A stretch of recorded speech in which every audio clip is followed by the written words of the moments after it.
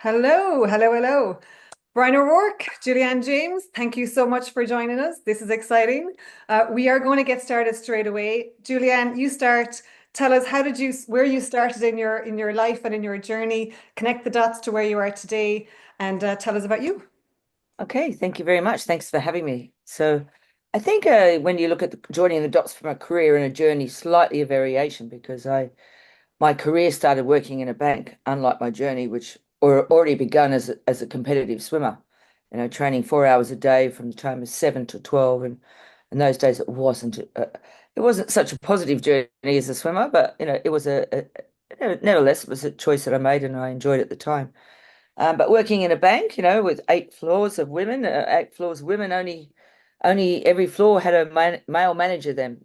Okay. So that was an education for me right from the beginning. And That was I in think, Australia, right?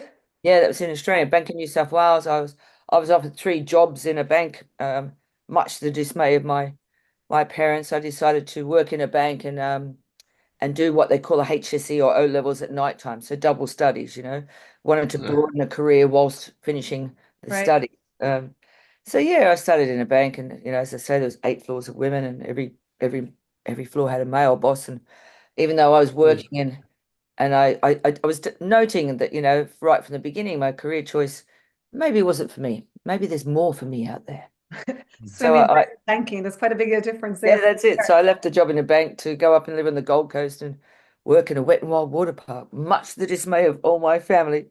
But then that led to many, many different child psychology through water. I started doing a child psychology course and trying to adapt that to the children that I could see in the water. And the textbooks didn't really match aquatics. Mm. So I decided to travel and follow that journey. And I traveled for 9 years researching hands-on infant aquatics all around the world. I love it. Till I started my own franchise company. I arrived in England as a backpacker and going from 3 pools to 40 pools in 3 years. I had a lot of press, a lot of newspapers and celebrities, and overwhelming. My empire started. And to connect the dots from very fast forward, working in London, broadening to 3 pools and 40 pools in 3 years, which Yeah. demonstrates the success of my product before internet, before mobile phones, purely on reputation. Right. I then expanded to franchising, 16 countries and pre the big disaster. So that's probably a little bit of a very fast forward, but Yeah. from life saving to banking to being a foreign in a country as a single woman, to a franchisor. Love it. Bryan, obviously there's a connection there with finance, considering your background as well. But connect the dots for us for you, because you've also got global status and global infiltration across worlds. Well, Julianne, I did not do a backpack, and now I regret that I didn't. I should have. It's not That well, it's not probably what would it's have been a cracked up to great. be. Well, you make it sound pretty good. Um, I can imagine it was very good. Um, so I've always been a kind of an entrepreneurial person before entrepreneur was a word anyone used. Mm. Um, so when I started working, I was 9 years old, and I was shining shoes on a flight line. My father was a pilot, an Air Force pilot. And so in the summers, I would get on my bike and ride 5 miles and shine shoes in the morning. And I worked all my life. My grandfather was a baker in New Orleans, and I would come back to New Orleans in the summers and work with him. And so I always was working from a young age. I went to work in New Orleans with a very well-known entrepreneur by the name of Alvin Copeland, and that was the founder of Popeye's famous fried chicken. Ah, And so ah, I had a background in finance, and the thing that really was kind of a lightning rod in my career was the personal computer. So I had taught myself to code. And back then, unless you were in a significantly large company, still in the early 1980s, which tells you about how old I am, um, people were still doing a lot of accounting work, some on computers, but a lot of it with pencils and ledgers and calculators. So I was very proficient at spreadsheets. So I was able to, with my finance undergraduate degree, start modeling the businesses that this entrepreneur had. And I was able to do things that my colleagues that were much more senior than I could not do. And so very quickly, I was in the boardroom and I became a chief financial officer of that multi-varied holding company by the time I was 26. So I worked with him for 9 years and we grew the company to be a billion-dollar business through a large acquisition. And we were involved in hotels, restaurants. So hospitality was a big part of my career background. And then I left there and went out on my own. And our business model was identifying companies where my experience could be very valuable because of the background I had. And we would take stakes in these businesses. A number of those businesses turned out to be global brands. So you may know Smoothie King franchises, you may not, but I was one of the original owners of that company. And then I went on and did this repeatedly over the years. And we would sell these businesses or our interest and we would turn them around, grow them, what have you. And we did that repeatedly. And then in the late 90s, mid 90s, I was involved with Smoothie King and started getting familiar with smoothie operations opening in health clubs. Mm-hmm. And so then we got my wife, who's a certified public accountant, and my partner, she would come into these projects with me. And she was contacted by a very well-known health club in our area, the Francos, which was at the time an Ursa club, very well respected. They were looking for a contract financial executive to come in and help them turn the business around. So that's when I was exposed to fitness. And that was almost 30 years ago. So it was about 26, 27 years ago. And then I've been in it ever since, owning and building and selling and advising, doing a bunch of different things. We have interest in 12 companies around the world that are involved in the space, either directly or indirectly. So that's kind of the story. I don't know if that connects the dots well enough for you, Grace. Well, the franchise model is very interesting to me because I haven't got vast franchise experience, and I do find it fascinating to look at, who are the people who opt in, for franchise? How are they mentored? How are they developed? Because I appreciate the process around, the day to day. And hospitality, you mentioned, Bryan, our local hotel here to me, the Woodlands, talking to David, actually, who's one of the owners, he always talked about like the franchise of McDonald's and the process being just tight, like super tight. Mm-hmm. The best he'd seen as a process.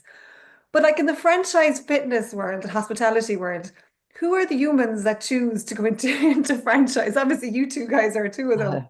What's the personality or the profile that you kind of can have seen or mentor? Because I don't know if there's a the people are just, I don't know enough about it to go into it, or like, am I the wrong person or the right person? Entrepreneurial obviously seems to be important, but is there another factor that, because not everyone's an entrepreneur and it's a tight process to go with to get this business off the ground and going. Julianne, you said started it and went around the world with it as well. Yeah, I think there's a lot of pitfalls in franchising, to be truthful, that people don't really know about. I think it's quite important to understand that. And I grew organically, and I think the franchise model is the only way I could to share my intellectual property on a grand scale. So everyone contacted me because I wasn't. The reason I started baby swimming is because I literally found out I couldn't have children. So I researched children and aquatics because of their health benefits. Yeah. And because I'm not an academic, but I'm addicted to research, which is ironic. But I was then, as I say, from just experimenting with a program I had in England, 3 pools to 40 pools in 3 years is quite a large scope. So then I was invited to open the first baby swim school in China. And then I was invited to open the first. So with those invitations, my reputation grew. And so then people wanted my intellectual property as a successful curriculum. So therefore, that was a franchise model. But there's a lot more to franchising, and growing organically, I would not advise that to anyone. I think Bryan would agree, coming from the financial side, you've got to have strategies. A business plan could be just a projection, but you've got to have the strategies and the backup and the know-how to support that. Would you agree, Bryan? I'm sure you would. On the financial side of it, it's very important to cover all bases. Yeah, it's changed a lot. When I started in franchising in the 80s, because we were in the food business and we franchised, and then I started a number of food franchises. And I advise presently a fitness franchise as well. A lot has changed. Number one is the amount of competition for franchise business opportunities globally has exploded. In the United States alone, there are over 30,000 franchise opportunities available for market right now, which is way more than there used to be back then. The other thing that's changed, and Julianne's correct. I mean, it's not a simple thing to do. And when you ask the question of what kind of people, there are all kinds, but generally there are folks that are looking to be in business for themselves, but kind of not by themselves. But what is interesting is, and it's part of the reason I got out of franchising, to be honest with you. The pendulum has swung too far, in my opinion, to the benefit of the franchisor at the expense of the franchisee. So when we were building franchise brands, the contracts were not nearly as onerous. The philosophy, and as a CEO of these companies, which I have been, the philosophy was to ratchet all the costs we could out of the business through scale and to let the franchisees have the benefit of all that, because in the end, we believe that the financial success of those operators would really portend the future. Nowadays, it's not quite the amount of fees that people are extracting is way increased significantly. A lot of concepts are buying components of the business and reselling them to the franchisees. So I know people have justified that. The other thing is that a lot of people have gotten into franchising who frankly shouldn't be franchising at all. Talking to some of Julie Ann's points here, because they don't really understand what it is. And unless you have a business model that you can demonstrate on its face is going to operate well, managing the business as you have it, you shouldn't be out there selling a bunch of franchises. But unfortunately, that's what's happened in the last close to 10 years. You have a lot of these brands that have emerged. They're selling the sizzle. And then when people get into biting into the steak, it's not as juicy. It's more like shoe leather. So we're very well put. We're trying to work towards being our own bosses more, I think, in society in general. So this possibly lends itself to someone going, I don't really know what to do. So franchising sounds like a bit of a comfort blanket, it sounds like, without having the full leap, but yet I'm my own boss. And then lots fail, obviously, as you were saying, lots fail there. And you mentioned that you started this, your passion obviously came from partly because you had a personal experience, with childhood and childcare. So that's interesting because that generates an awful lot of women that go into a space because of that situation. Same story with men, obviously, as well. And it's very interesting. I'm learning more about the whole, menopause and the active pregnancy and all of the complexities of women's health, because thankfully we're seeing lots and lots and lots of more research with it. Just quickly on the aquatic side of things, that seems to be a space that actually has got huge research. And I don't think we're fully aware of all the research of water, aquatics and health. Yeah, I think being a speaker at many events, health and wellness events, ironically, I'm the only one representing aquatics. There may be someone that has a gym or I originally started with the Marriott hotel chains in the UK, whereas I helped all the leisure clubs introduce baby swimming as a secondary income. And then every single hotel chain in England uses that model. And also finding that it is a unique product for baby swimming. Initially it was, so that's why I grew so quickly. And again, I expanded to countries that didn't have swimming at all. But aquatics overall is very unexplored. So I'm trying to pivot, and I agree with Bryan, I'm coming out of franchising only because I think for me, the diluted product of having the respect as a franchisee and franchisor, it seems, especially when you deal with a lot of foreign countries, they don't value that brand anymore. They want to take your intellectual property and turn it theirs without giving respect in return. And that's hard for someone that's so passionate and create something. And it's also legalities involved in that. So really, I've pivoted into aquatics because health and well-being, is the aquatic domain is so unexplored.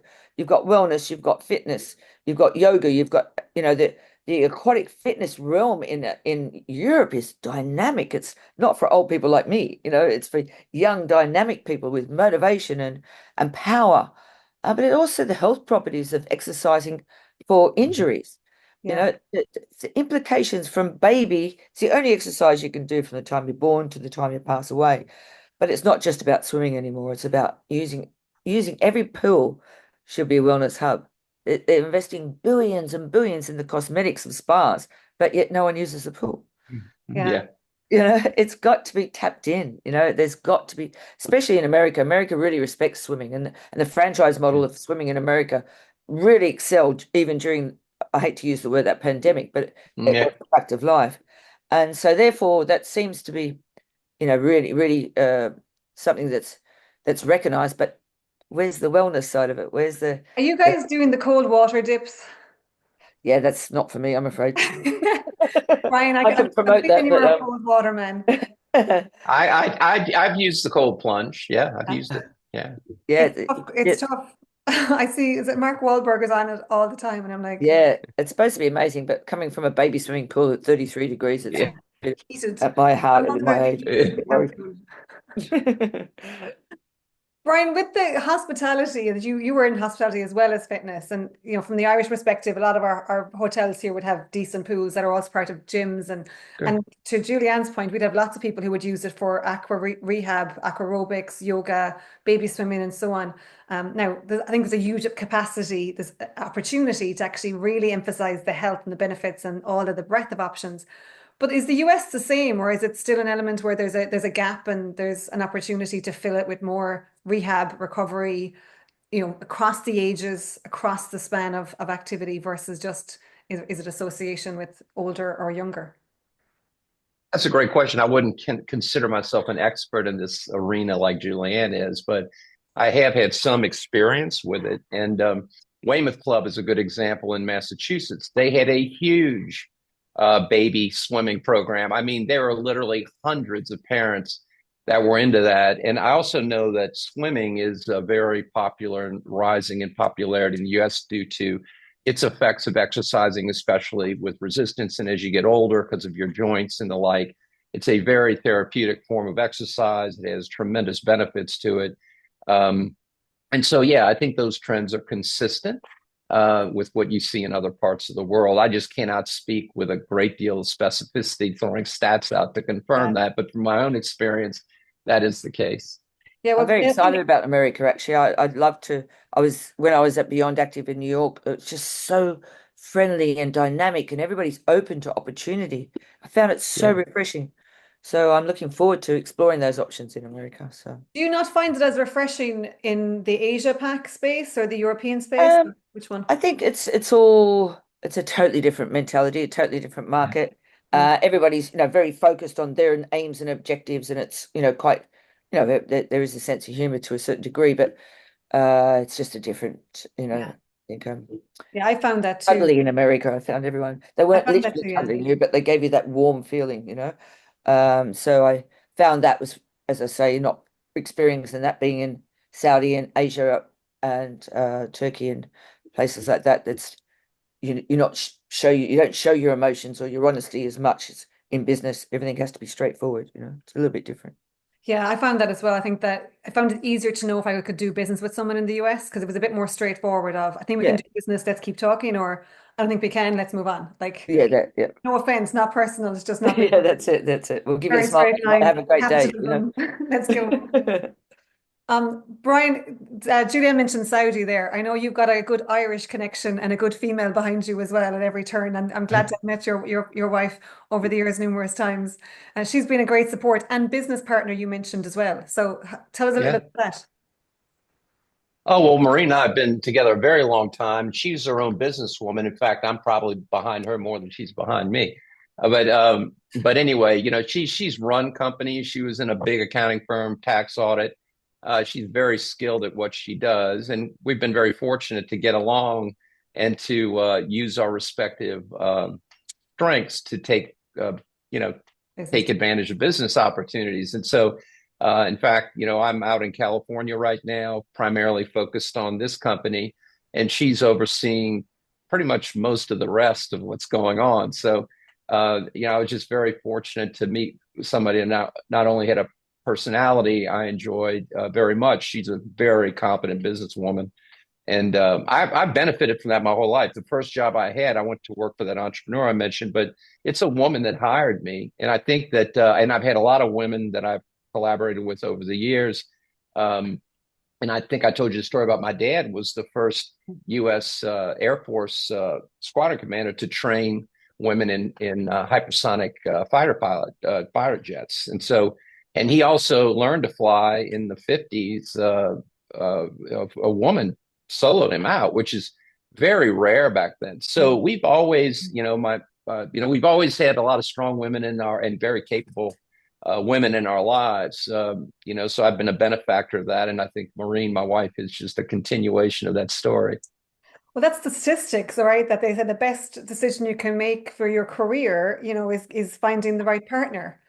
That's a powerful story, and I do love hearing the stories. And I think to your point, like your dad's story and the female fighter pilots and so on, I love hearing those stories because I don't think we hear enough of them. And And I they, think that they sounds work. like inherited respect as well. Your father's obviously had that respect. The way you just spoke about your wife endearing, but the respect you just honestly felt then, you could sincerely feel that. So that's good core values your family's passed down. So Yeah, Bryan, I hope so. yeah. no, I've no doubt. I've no doubt whatsoever. And I know we talked about actually your son last time as well. Tell Yeah. me, in terms of the business and the business that you've run over the years, have you seen a dynamic, with more, I mean, typically women aren't as good at putting their hand up saying, I want to get promotion or I want to get the next level in the rung of the ladder.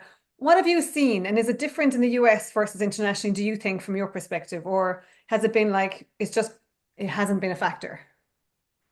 No, I mean, as you all know, because you have some global experience, there's quite a lot of variation in different cultures. So, it's kind of a lot, not the US versus the world. I mean, every culture and even regionally within the US, there are variations on what people might find as culturally acceptable or not. Obviously, in certain cultures, there tends to be a little more misogyny.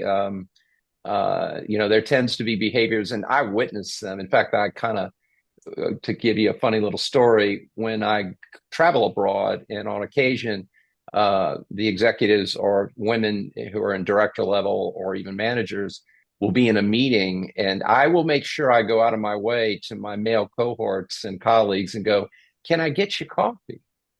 Right. Yeah. Turn the script a little Uh, bit. Yeah. yeah, and it seems small, but in some The small countries, things make a difference. Mm. if a female shows up in the room, a lot of men will still, in certain countries, just assume Yeah. that individual is there to get a coffee or whatever in the heck they want. So, you see these. That's one example. Yeah, there are great differences. Of course, since I've been the benefactor of working with a lot of very competent business women, uh, who happened to cross my path, or I worked for, or they worked for me, or together we worked as colleagues.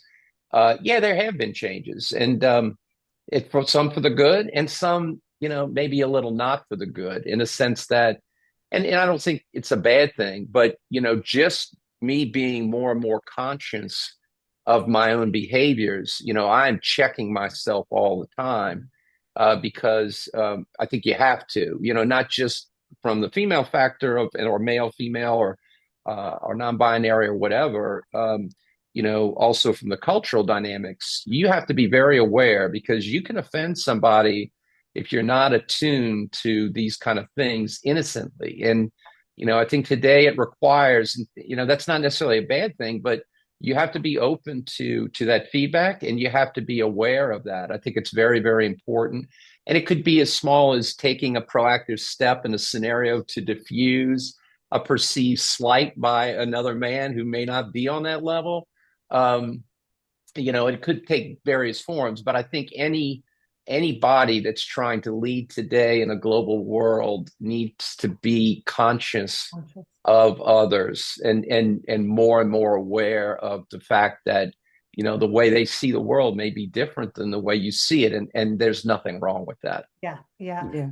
Julianne, you mentioned Saudi earlier on, and you've traveled the world as well and pretty much seen, I'm sure, over the last number of decades, lots of different changes. Where do you see the most change or the most excitement? And I say that, no, I'm just doing a little bit of body of work on the UAE and Saudi, but what do you think? I think I worked in Jordan some time ago, where there was a Yeah. franchise in Jordan, and I found it a lot more liberal. I went with all my Yeah. clothes ready to show respect, and it was a lot more liberal than I thought. Yeah. perhaps a little bit too liberal in the bars at night time. Not that I'm a real bar person, um, but when I went to Riyadh this year, it's only 5 years ago when we weren't allowed to exercise, So I don't. There's a huge the Arabic culture and UAE and Saudi Arabia. Yep. There's a lot of differences in it's a big Yep. big scope. So for only 5 years not being able to exercise, or it was illegal to exercise. So I literally met a woman who used to have a hairdressing salon, and women would pretend to come and get their hair done and do illegal Zumba. Oh, Like I really? found that, comical, but also shocking at the same time. So now they're embracing women in the fact that every male gym has a female gym. And obviously there's still the cultural differences. I truly believe one of the hardest things in humanity sometimes is acceptance. Yep. Accept culture, accept the way it is, and whether you agree or not, there's a form of acceptance. Yeah. But now women are Yeah. excelling, but they're a little bit harder than the men now because they've got something to strive for. And Yeah. speaking to them in business, it's a bit like, whoa, they're very strong and determined, and they've been given a free rein. So it's exciting, Yeah. and having that backup too, giving them rein gradually, means that they will learn gradually as well, rather than just being overwhelmed. Yeah. But yeah, it's just interesting, very interesting. It is interesting. I had a recent conversation, and someone was worried about, coming out. I suppose they're forming a business and they're worried about trying to isolate different people. And I'm like, you don't need to isolate anyone, I don't think. I think to your point, it's about there's the way of just being conscious of Yeah. accepting Yeah. everybody, right? And just being Yeah. conscious that, I mean, I try to work with people because I love working with people who know different stuff to me and who are more intelligent. And it's like, this is where I get excited. Like, if you know more than me, great. Like, this is, and I think sometimes it's an element of I want someone who's got a different background and from a different culture and a different experience. And Yeah. that's really exciting. And I think we'd have to, if we can accept everybody for who they are and be like, well, how do we need to be conscious? Bryan, you triggered a memory. I made an absolute big mistake once. I was in the Apple offices, and we were into hosting a team from the Middle East. And I had come off a call or off a meeting with someone from Switzerland where we had done all the three kisses. And I walked into the room kind of half in the space of the last meeting and went to hug a guy and was like, Oh yeah. Oh yeah. and I was like, I'm so sorry. And I was absolutely mortified. For about an hour, I did Yes. not say one word in that meeting. I was just mortified at the culture of me going, oh. So it was one of those, and you said it when you said it, they were being conscious. I was like, there's so many little things that culturally are so different. Oh And Yeah. we all yeah. are now working so multinationally. We just have to be conscious Yeah. of what is their expectation and their culture. And I mean, hopefully just respect that. And you go, okay, that's what I do today. And it's a bit different to what I do tomorrow. But Yeah, and trying to remember that when you travel a lot as well, trying to remember the differences. I used Yeah. to practice a lot in Thailand or work in Thailand, so a lot of what you just do, you Yeah. pick up the mannerisms. When I right. was doing that in Saudi meetings, they were saying, "Why are you doing that? Stop doing it." Oh, it's like I felt I had to sit on my hands and just sit still, which was, hard enough with all my It is husband. hard to know what's culturally now and what's acceptable and what's changing because it's changing fast as well. And they're trying to adjust to us and we're trying to adjust to them. And it's like, okay, let's Yeah. just talk it out. What is okay in this meeting? And then we'd go from there. Julianne, over the years, as you've been expanding your business and working with people across countries and age ranges and pools and land and businesses of public and private sector, like when you're looking at the people that you want to work with and the people that you're hopefully bringing along the journey on your business, how do you like mentor or coach or choose people that you think are going to be the next leaders, the next franchise leaders and or just leaders in the space?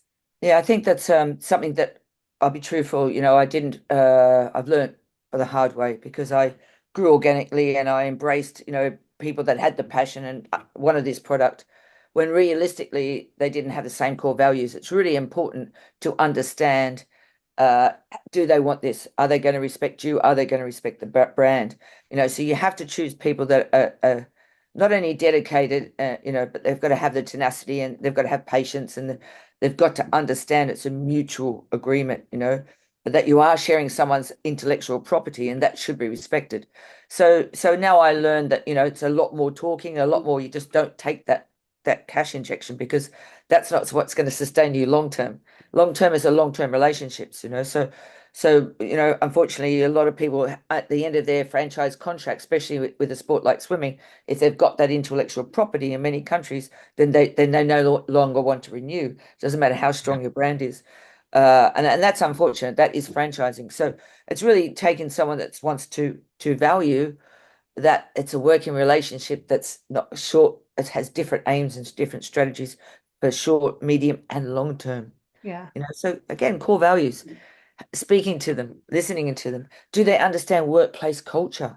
I find that really frustrating. If people don't understand the value of respecting their workers, to support them, to upskill them, to maintain the quality assurance. Yeah. A lot of cultures think once they've got that, they've got the qualifications, they never need to qualify again. And that's tricky, How do you overcome those barriers? It's a totally different mental capacity. So yeah, Culture. take more time. Tangible. Take more time and make right choices. Take more Yeah. time, make the right choices. Bryan, you obviously have a huge business and a huge diverse business across the world. How do you figure out culture with these intangible? And obviously we've had home working. I'm sure you've got in-office, hybrid, at home, and all of the above. Yeah, it's very hard, and for me to tell you an answer to that, without sounding cavalier, would be uh, you know, inauthentic. But I would say that in general, it's how you conduct yourself. You have to lead by example. It's also understanding that in larger organizations, it takes a lot of consistency amongst everyone and demonstrating that for it to have an effect. You can put sayings on the wall, you can do a bunch of different things that won't mean anything. And it's how you behave. Leadership is about being. Management is about doing. And to lead, you have to demonstrate by being what it is that you want other people to be like, and you teach them by modeling the behavior yourself, and teaching people when appropriate. But it's very difficult. And the larger the organization is, Yeah. the more global it is, the more challenging it is. And of course, certain companies have the benefits, like Apple, of very high margins in their businesses. So they get to be altruistic and tell you all the wonderful things they are doing when they're an outlier. And this is a problem too. When people read the mainstream rags and read the HBR articles and everything, it's easy to look at these outliers and say, well, that's the representation of the platinum level, and some will argue that the businesses were highly profitable because of the cultures. But I don't agree with a lot of that. I think you're taking extremes. Does it mean that you can't have a great organization with a good culture without having huge profits to pay for it? Yeah, I think there are plenty of examples of that. It may not be as stellar as others, but in today's world, as you know, there's a real challenge on trust, both from a customer perspective and from an employee-employer perspective in general. So I think there's no doubt in general that if you are able to have a place that people like to do business with, or like to work with, or feel they're aligned with, and the culture fits and it represents what it is that you are comfortable with, then that's going to be an advantage. But we also have to recognize that a lot's changed in the last couple of decades. People in the United States and abroad, they go to church less. They don't have the number of friends they used to have. There's a lot of dynamics in their lives that brings even more pressure to the work world, because increasingly employees seek from their employers to fill the holes of their psychological well-being. There, all these things that 20 years ago that didn't exist at all as a dynamic. So it's a challenging time to figure out what the right answers are. But getting back to my point, I think that's all you can do is model it. Yeah, I'm lucky in I said from the Apple perspective. Yeah, I mean, I was the first person hired outside the US for the employee health because we had pockets deep enough to dedicate To do it. people and a whole team, and then we expanded it significantly. And I was 9 years under the HR umbrella on the employee health side, and I went to conferences. Not too many because we didn't attend too many because usually they were useless to us. Because to your point, we were Yeah. leading the charge, going, "You're still doing that? Are you kidding me?" Yeah. Right. Been pretty Right. effective. But anyway, but I did find that, even, Cork, for example, as a campus had a good culture and a very different culture to the London campus and very different to Yeah. the Stockholm campus. And, it's, even though it's a big organization with one big culture that we would kind of half identify with, because culture is it's an intangible word. And Yeah. it's perception. Like I can feel like I've got a great culture in my business, with someone else in my team being like, nah, been out on the unsaid for whatever, that's down over in this part of the department of business or whatever. So it is an important one because I do believe in the world that we live in today, and purpose is really important. And I think we're all trying to really align more to what is our values and principles, which you talked to Julianne. Like I will only work now for a purpose. Like if I don't feel like I'm purposeful, it's like I'm not going to do a mundane job if I can avoid it, or at least a mundane company that if I can avoid it. And I think everyone else is thinking the same. So it is Yeah. important to tap into it. And what's Yes. interesting when you look at the customer base, like Julianne, most of your customer base, did you see have more female versus male? Because we typically see more women bringing the kids to classes. Is that true? Yeah, I think that was, as I say, my original foundations was the baby swimming. So therefore, that was an opportunity for women to come into business. So, for example, in Yeah. China, the men, I opened the first baby swim school as a tutor, qualifying coaches for the English governing body. So then I was invited by the Bank of China to open huge branches. That was an opportunity for women to do something that men had no interest in at all. So that was a family, that was typical. Women do that, off they Yeah. go. But now it's globally, it's for men and women, because it's a profitable revenue source if operated correctly. But it was a great way for women to enter the business world, because in China a lot of women become powerful because they could buy a business. But again, Right. the pitfalls with that, buying a business doesn't necessarily make it successful. Yeah. So that was a bit of a lesson for a lot of the business women in China. For example, one woman built 100 pools and wondered why they didn't succeed, because she wouldn't get qualifications. She wouldn't support the staff. It was a lot more than just buying a brand. So that's when new women in business. It's again different cultures. In Thailand, the women are buying the business initially, but Yeah. now when it comes to aqua fitness, it's a different realm again. There's different well-being for Mhm. women. There's different well-being for men. Naturally, Mhm. aqua yoga would be very popular for a woman, where aqua boxing would be very vibrant and popular for a man. So now it's becoming a crossover for men and women to come together to utilize their pool space.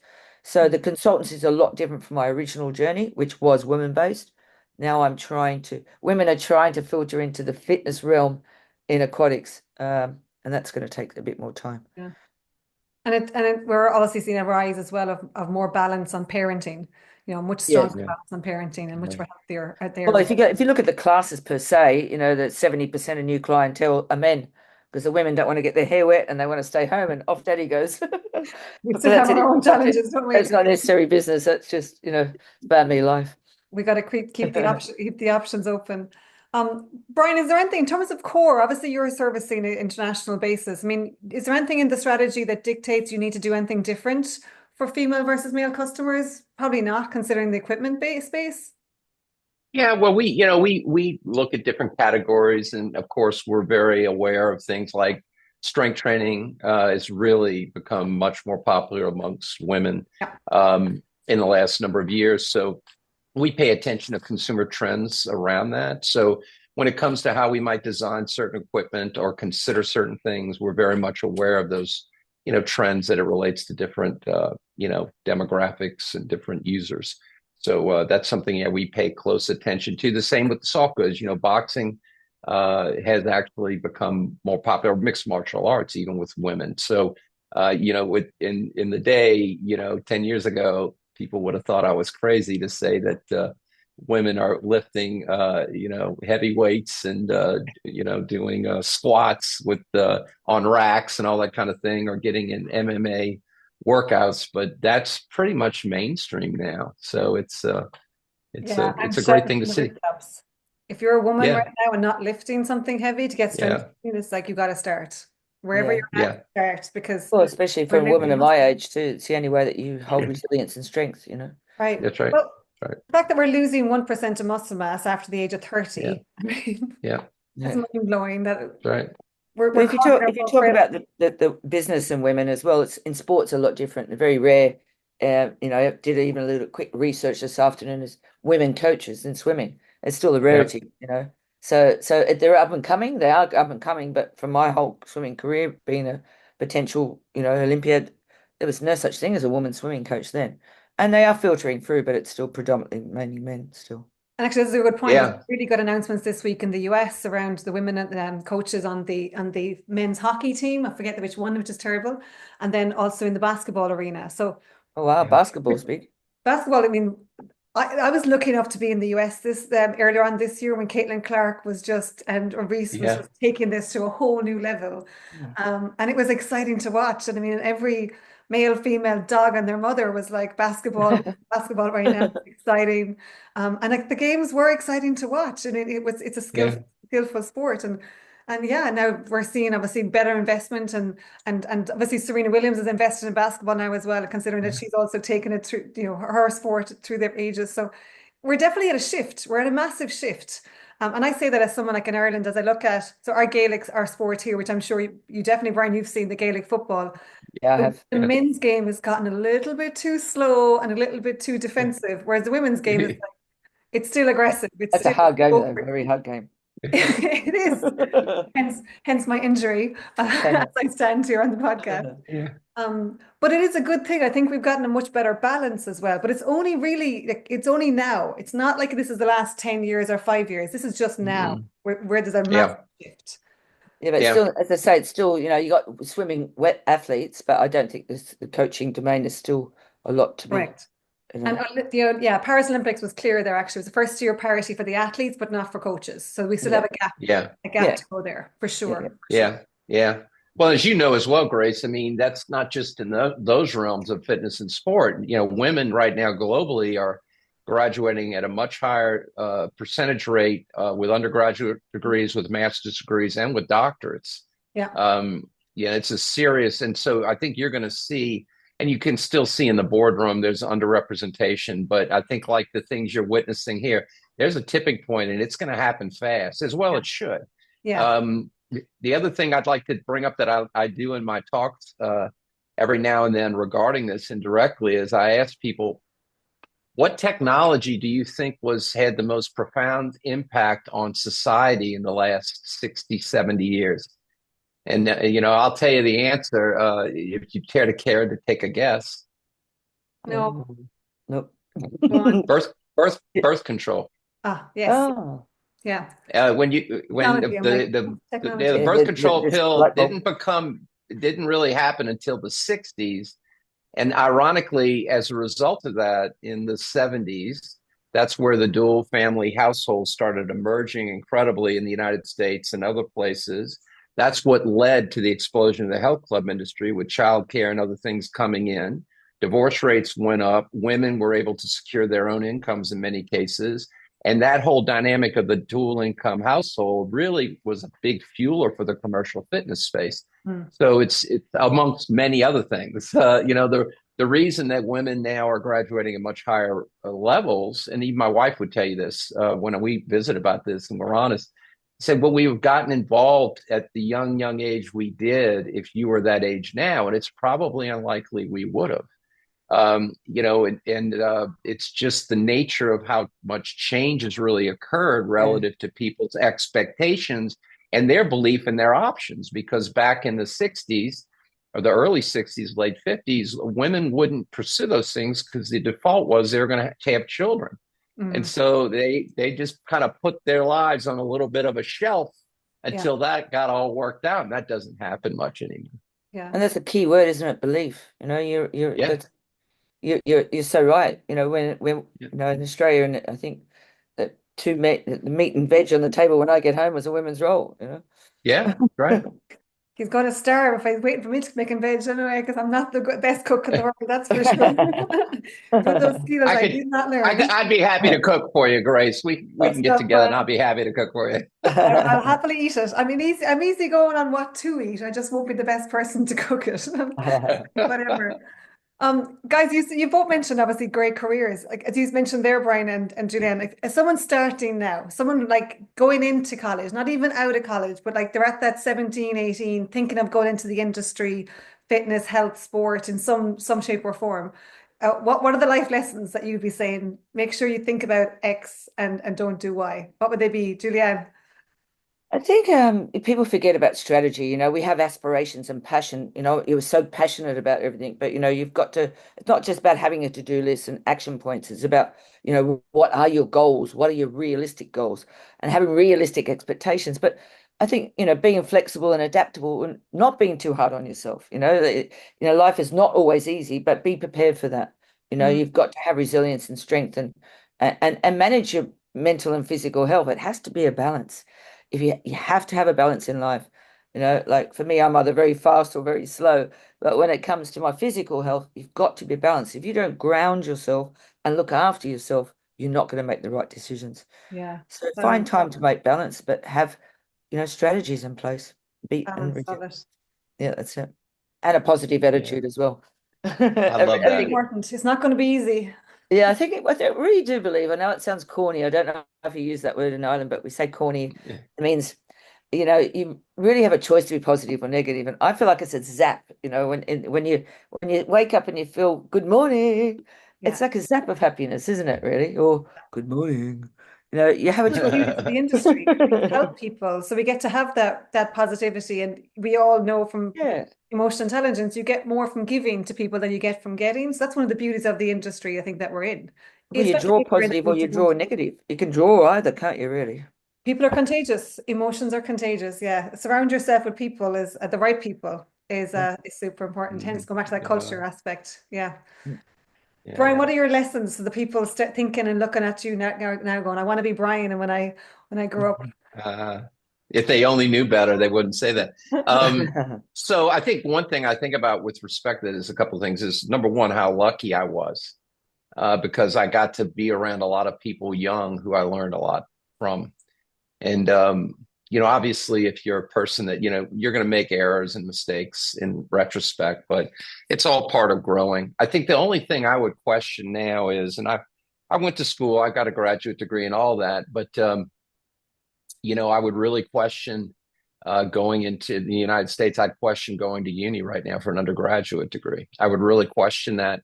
Not that going to university is a bad thing, but in America right now, it's common to see people leave with 4-year undergraduate degrees in general studies that will have $200,000 of debt. Mm. And this is just not sustainable. There are other ways to learn, and there are plenty of resources as well.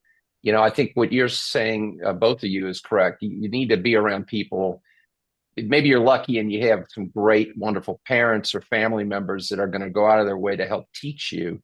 But if you don't have that, seek it. And there are plenty of ways to find it. And then I'd really reassess spending a hell of a lot of money on an undergraduate degree. There are a lot of financial dynamics in the world today that are very different than when I was starting out. My salary when I got my first professional gig on an inflation adjusted basis was a 6-figure income. They're not, they're not a lot of those, and you have to get lucky. But I've also seen people with perseverance that kept their overhead very low, and that's how my wife and I built our companies, and our wealth is we didn't spend a lot of money. We were very much, uh, very conscious of that. Yeah. And if you take a long-term view in life and you don't look for shortcuts, and your value systems are based on that, and you're patient, your odds of doing things that really resonate in your mind and heart relative to your life go up and up and up and up. And I just got real lucky because I had a partner who, she made money, I made money, but I went to school for several years and didn't work and help raise the kids. And I would grocery shop and cook. And she would do things. I was very lucky in the role to have a partner. And today, if you have a family or a group of colleagues that you can lean into when you're making those long-term decisions and playing long ball, and you're principled and you're thinking long-term and not short-term, your odds of success go way up. I'm going to pick out two things you said there, because you said look about 10 times. And I had an uncle who used to say, the harder you work, the luckier you get. So I know the Irish were like the look of the Irish. I And I don't think think that they word, either. And Work I picked that up too with luck, but also with that luck, that But means you're grateful. It sounds like you're grateful yeah. to have your wife, Oh grateful yeah. to have that opportunity, and gratitude again is another zap yeah, Yeah. of absolutely. energy. Small things in life make a big difference. And those You're intentional, right, Julian. you made choices. You intentionally made choices there to benefit ye as a couple and then ye as a Yeah. family. So intentional action. Because the only concern I have sometimes when someone's like, it's a bit of blaming society and, it was Yeah. easier and I'm like, no, no, the harder you work, the luckier you get, right? Definitely. Adopt that mindset. Surround yourself with positive people who are working hard and are going to Yeah. push you and excel you and grow you and vice versa. And then be intentional. Like, where do you want to be? What's your purpose? What do you enjoy? Be intentional in those choices because life's going to throw you curveballs. And I think we've That's all it. been around the block enough to go, It it's not a it straight line. is. Yeah, There's that's no right. straight No, line. it's not. Definitely not No, so smooth sailing. no. Yeah. So Yeah. good people around You you. know, Julian. Yeah, Yeah, yeah. you know too, Grace. And that's another thing I would say, a cautionary tale here is that I think that sometimes there is a false level of positivity in our culture today, which is one of, when people say surround yourself with positive people, which is true, you have to put context in there because the reality is you're going to want those people most when your butt has been handed to you and you're struggling. Yeah. You're not when you're necessarily going, yeah, go me, go me. I mean, that's great. But the real tests come when you have to confront problems, challenges, and hard stuff. Yeah. And Yeah. that's when you say near term versus long term, it's the ability to work through those things that get you where you need to go. Yeah, that's so true. For me, I didn't realize how many sharks were out there. I was in that Oh, bubble of, yeah, everyone's wonderful, but yeah. it's Yeah. really sharks just see me coming a mile off. I should have swam faster. They say the power of five, that we need at least five people that are in our circle that are the ones that we go to when when shit's hit the fan, when things are not going well, when we're vulnerable, when we're concerned, when we're like falling apart, there's typically five that we can have capacity to be truly honest and open and vulnerable and they're going to be truly honest and vulnerable and kick you in the arse when you need it as well as go, you're doing fine, you're doing okay, it'll be okay, when you need it too. And Yeah. knowing when when you need the kick in the ass and when you need the Yeah. it's okay. It's not as bad as you think. Let's have a glass Yeah. of wine. That's And it's true, the five as well. I remember thinking, that's not true. I've got so many. yeah. Yeah. If you I get have five it. good ones, Five, you're doing five. well. Yeah, Five is probably you're doing well yeah. if you have five in that Yeah. cycle. Yeah. And that's one other thing there. Like you guys are, I'm no doubt have mentored people informally throughout the years, and it seems like most of us have done a lot of informal mentoring without calling it mentoring. I think we're using the word now more, but I do believe we're still mentoring. Like we're still encouraging and motivating and kind of sharing our advice and our story and our careers with others so that they can learn as well as grow and follow if they want to follow or choose a different path if they want to choose a different path. Because one thing I'm seeing that we're not having enough mentors and it keeps getting pushed into my algorithm that we need more mentors in the industry. I'm like, I think we're here. Maybe just there's maybe a disconnect of people that are calling it mentoring or just not reaching out. So maybe we need to formalize that more in some shape or form. But I don't know. Julianne, have you seen that formally or Yeah, informally? I agree with so many people are doing these, leadership and management. Myself, I've done, COVID, I did several Cert 4s, another leadership and management. Why I did that, I don't know. I thought I could better myself. Um, but, some things that a lot of people are doing these courses and not really understanding that mentoring comes in all different forms. Yeah. Like, for example, today Mhm. I was an assessor of just helping the English government. And one of the tutors, she was bullying someone. She looked like she was racist and bullying one of the students. So I'm trying to say to the student, how about you just say to her, what can I do to make my lesson a bit better?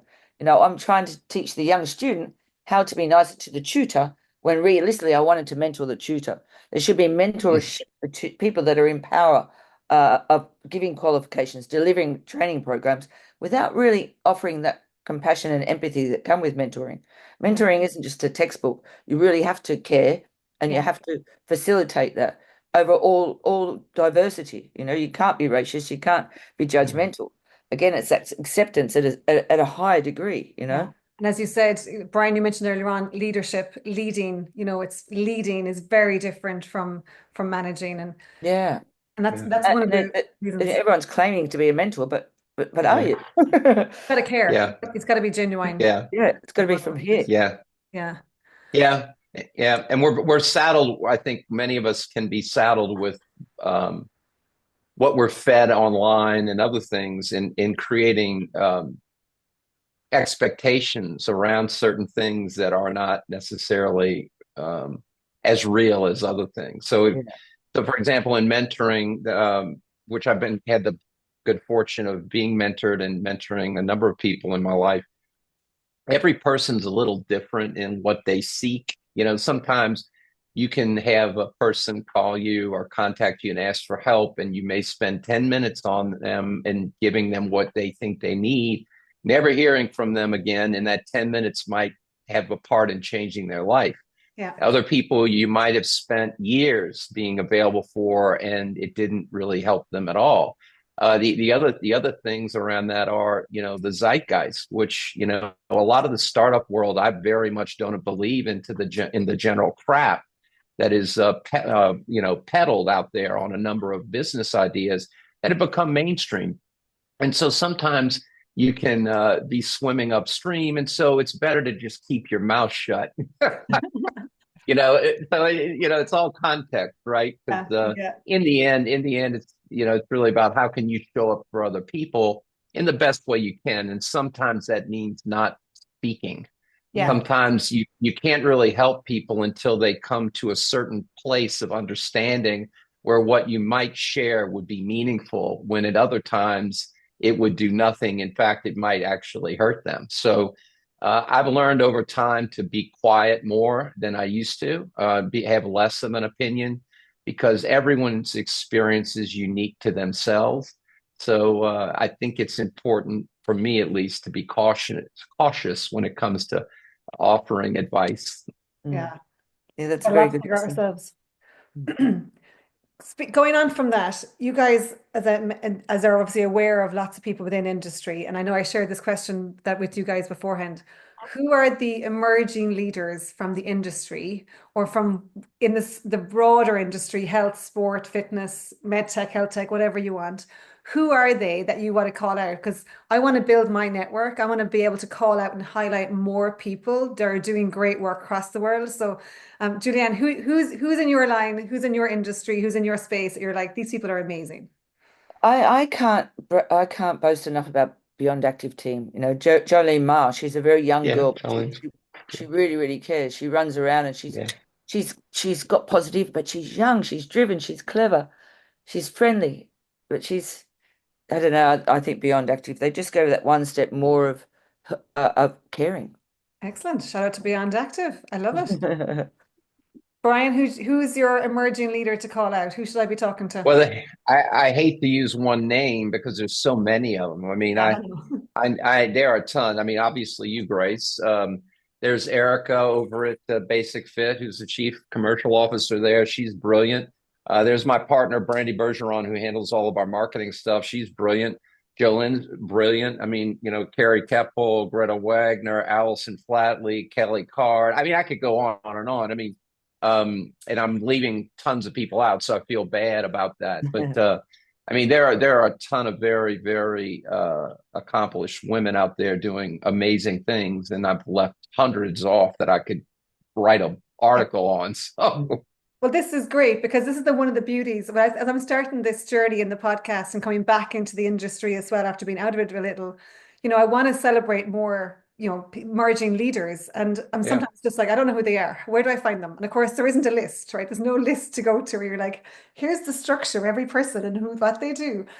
So it is important that we call out and help, I think, put the ladder down or send the elevator down, or whatever all these sayings are, to support and encourage. And you know what, you've mentioned 10, 15 names there. This is fantastic because it's great people doing great work. And sometimes they don't hear it. And sometimes they may not realize that actually, there is someone going, you're doing a good job. Because I know we don't always say it. So this is an opportunity. And thank you guys for doing that. It's been Oh no, and talking to you. It has been great, and I'm sorry to interrupt you here. I didn't say marine, my wife, because if I didn't do that, I'd really get my butt kicked. Yes. So You definitely called Well her. said. Well said. She's amazing. Guys, is there anything else that, conscious that the audience we're going to be talking to here is hopefully across industry, all ages, all genders, across the world. Is there anything that we've missed that you're like, we should definitely be talking about this on another podcast or another conversation or another conference? Is there anything we missed? Because I have a lot to say about lots of stuff, but you're the guest. For me, it's all about uniqueness in aquatics. I won't stop until people recognize that the industries, there's so much to explore in the water domain that we can capitalize on for the health of the society, So that's how I feel. So that's my passion. But unique opportunities, uniqueness is a point of difference now. And they're different as well, point of difference and uniqueness. Not everybody can be unique. You don't always have to be unique, but sometimes it's good to strive for something original. And watch this space. There's 2 or 3 more good solutions, which I know you know about, which will be on the podcast the next few weeks as well. So watch this space. There's a link. Always a connect the dots. Bryan, have we missed anything? And I'm conscious we could talk about this for hours. yeah, we could. So the only thing I'll leave is everything in life, business, and otherwise. Humanize and futurize. That's the next decade. You have to humanize and futurize. Humanize and futurize. That is a point to leave on, guys. Thank you so much. An absolute pleasure. We will continue this conversation at the next conference, hopefully in person. Thank you. Thank you. Thank you so much for your time. Thank you for listening. You can connect the dots with others by sharing this podcast with colleagues and teammates. At wearethecollective.world, you can join a professional network, avail of professional development, and engage your support team. We collaborate on the shared pursuit for gender balance in health and business. Until next time, keep connecting the dots.